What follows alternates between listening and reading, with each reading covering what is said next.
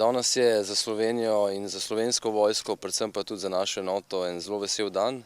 Mi smo v zadnjih 14 dneh bili preverjeni strani NATO za izgradnjo zmogljivosti kopenskega odreda za specialno delovanje, dobili tudi najvišjo oceno Combat Ready.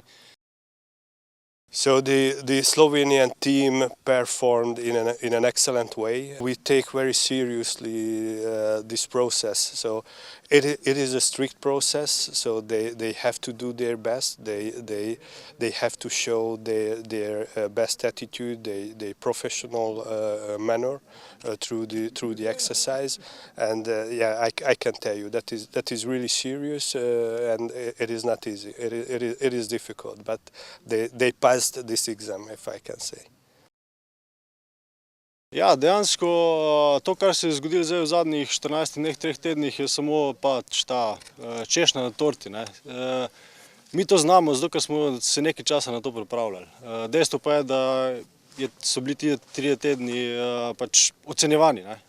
Prej se uriš, ampak potem pa prideš na test in moraš to tudi pokazati.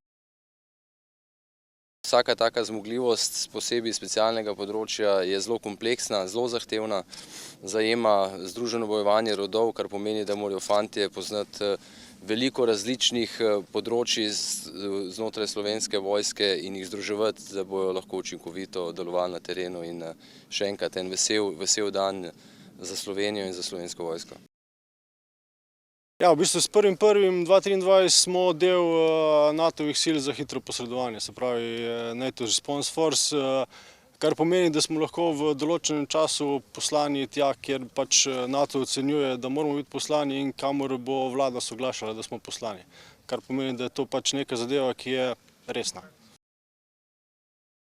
Je preseglo že zdavnaj samo okvire zavezništva in partnerstva, je na zelo prijateljski ravni, kolegialni ravni, pomagamo si drug drugemu, da izboljšamo sami sebe in da lahko, da rečem, damo najboljšo storitev za naše državljane.